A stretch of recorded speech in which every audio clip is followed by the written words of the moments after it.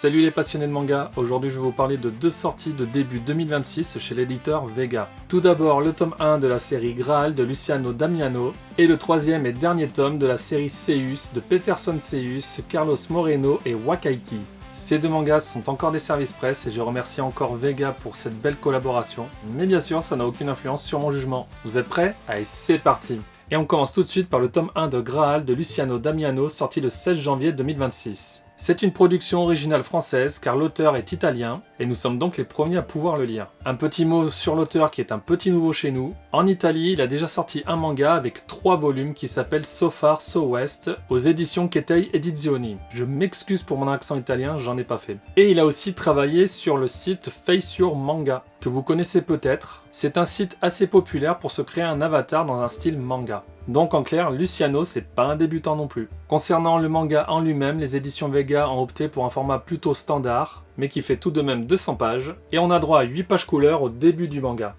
Histoire de nous mettre rapidement dans l'ambiance et déjà nous montrer ce que c'est faire Luciano. En plus, je trouve la couverture très réussie, elle est pourtant simple avec seulement le personnage d'Arthur sur le devant, tenant son épée, mais l'expression du personnage, le fait que l'épée soit en feu, et le style graphique du titre, avec toute cette belle colorisation, elle m'a rapidement sauté aux yeux. Et pour l'histoire, l'auteur reprend la légende arthurienne mais à une sauce shonen action fantasy. Le roi Arthur et ses chevaliers cherchent toujours le Graal, mais ça ne sera pas la quête principale de cette série, car comme vous allez le voir rapidement dès les premières pages, Perceval arrive avec le fameux Graal. Tous les chevaliers de la table ronde vont en profiter pour boire dedans, sauf le jeune Perceval malheureusement, ou peut-être heureusement, et malheureusement rien ne va se passer. Ils ne sentent rien comme quoi ils auraient la vie éternelle. Mais rapidement l'alerte est donnée car l'envahisseur envahit les côtes. Petit pléonasme, les envahisseurs qui envahissent, c'est logique. Désolé, je ne m'en étais pas rendu compte avant. Et donc tous les chevaliers avec une petite armée vont aller à leur rencontre, et c'est pendant la bataille que certains événements inattendus vont se déclencher. Je vous garde quand même un petit peu la surprise, et vous allez voir des chevaliers de la table ronde tels que vous n'en avez jamais vu.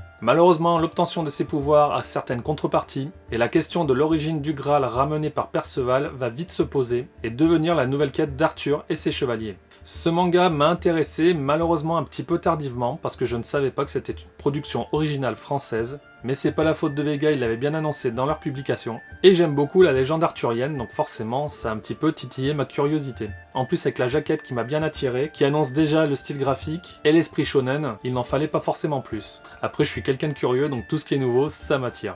Au niveau du scénario, comme je vous en ai parlé au début de la vidéo, c'est la légende arthurienne revisitée de façon shonen, action et fantasy. Alors attention aux fans de Kaamelott, la série d'Alexandre Astier, c'est pas du tout la même chose. J'en suis fan de cette série, et au début de ma lecture j'ai fait pas mal de comparaisons. Mais très rapidement, les chevaliers sont tous présentés, et il y a pas mal de personnages qu'on ne voit pas souvent dans la série d'Alexandre Astier, et qui pourtant font partie des chevaliers les plus importants, du moins dans cette histoire. Et aussi après quelques recherches, sur Wikipédia notamment, on peut se rendre compte que même si l'auteur a été fidèle au niveau des personnages présents autour de la table, il s'est pris quelques petites libertés concernant les personnages en eux-mêmes, sur leur âge parfois, le chara-design, mais tout ça reste cohérent, donc pour moi ça m'a pas posé de soucis. C'est pas une adaptation fidèle, c'est pas un documentaire.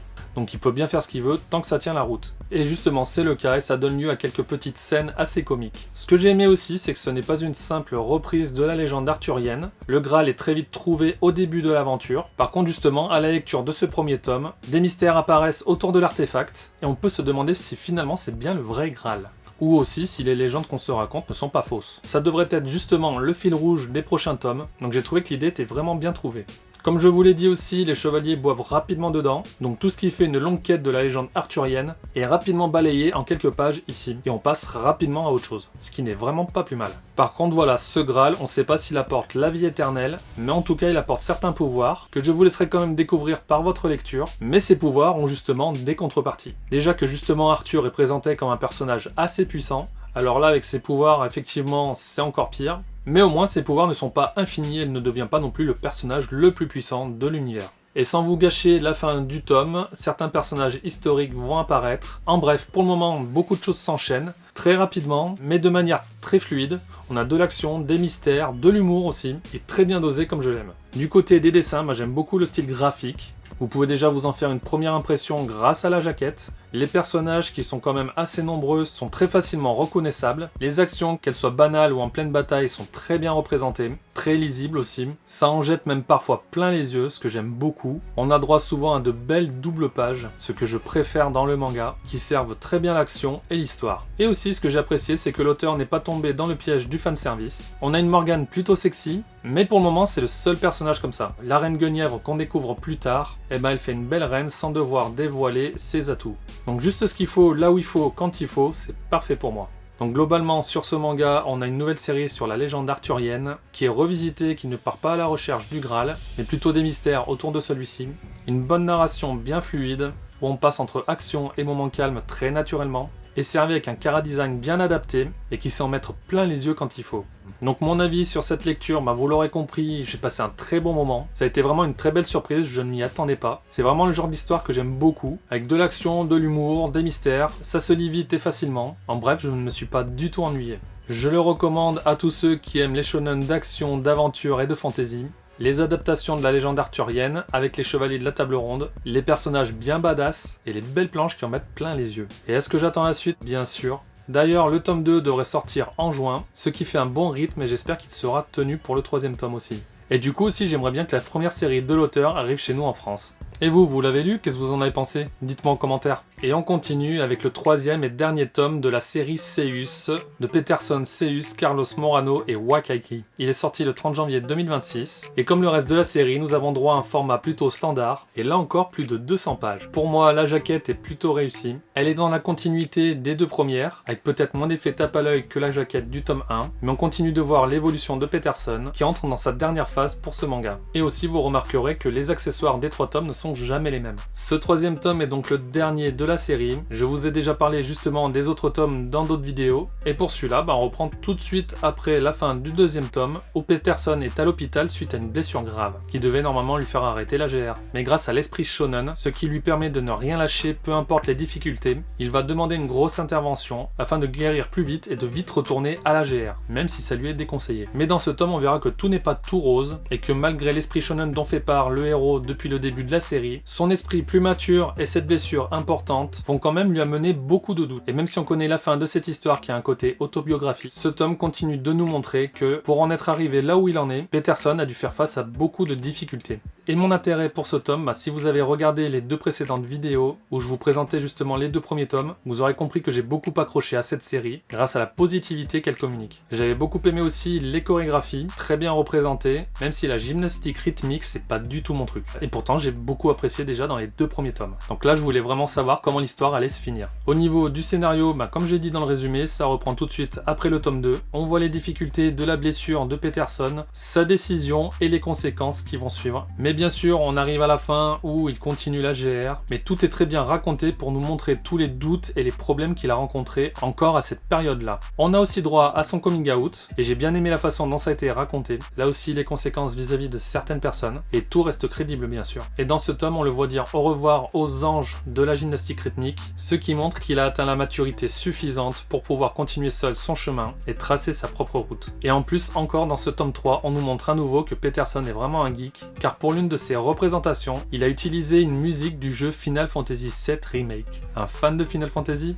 Au niveau des dessins, là aussi c'est comme les 2 premiers tomes. J'ai complètement accroché aux dessins de Carlos et Wakaiki. Le chara-design est superbe, les chorégraphies de GR sont superbement bien représentées. Les actions, les expressions, tout est très bien représenté, tout est fluide, et les moments à forte émotion sont aussi très bien dessinés. Et avec le dynamisme des planches, ce que j'ai beaucoup aimé aussi, c'est la matérialisation des doutes de Peterson. Et là encore, je me suis régalé avec des belles pages entières, voire même des belles doubles pages. Bref, là encore, j'en ai vraiment pris plein les yeux. Donc globalement, on a droit à un bon dernier tome d'une série courte, qui est vraiment dans la continuité des 2 premiers, avec une autre période importante de la vie de Peterson, et qui rejoint du coup l'histoire de l'athlète qu'on connaît aujourd'hui. Toujours plus de positivité, même si le chemin n'a pas été simple. Ça nous montre que quand on a un rêve, il faut tout donner. Donc pour ça, bravo Peterson. Alors mon avis sur ce tome 3 de Seius. Est-ce que j'ai passé une bonne lecture?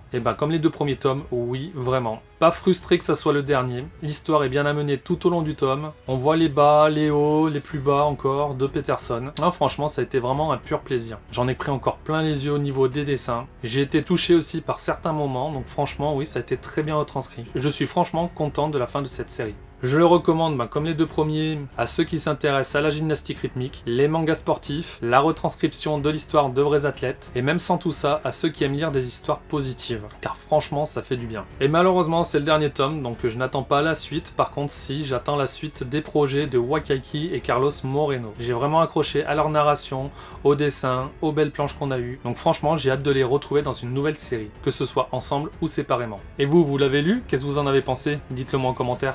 Donc globalement, ces deux lectures ont été franchement de bons moments. Si vous aimez le shonen comme moi, allez-y, vous ne serez certainement pas déçus. Ce sont deux lectures complètement différentes, l'une fantastique, l'autre plutôt autobiographique, mais les aventures suivies, l'action, l'humour, tout est très bien représenté. Ça se lit facilement, c'est très bien pour s'évader. La fin d'une série que j'ai beaucoup appréciée et le début d'une nouvelle. Donc j'attends la suite avec beaucoup d'impatience. Vous les avez lus ou ça vous a donné envie? Dites-le moi en commentaire. Voilà, c'est fini pour ces retours de lecture. J'espère que vous avez apprécié et que si vous ne connaissiez pas les séries, ça vous a donné envie. Et si vous voulez soutenir la chaîne, vous pouvez passer par les liens en description, ça vous permet de m'aider sans dépenser plus. Vous les avez lus alors ou ça vous a donné envie? Dites-le moi en commentaire. Et comme d'habitude, si vous avez aimé cette vidéo, n'hésitez pas à mettre un like. Et si c'est pas encore fait, abonnez-vous à la chaîne et cliquez sur la petite cloche pour être au courant des prochaines vidéos manga made in FR. A bientôt pour de nouveaux contenus. Allez, à plus!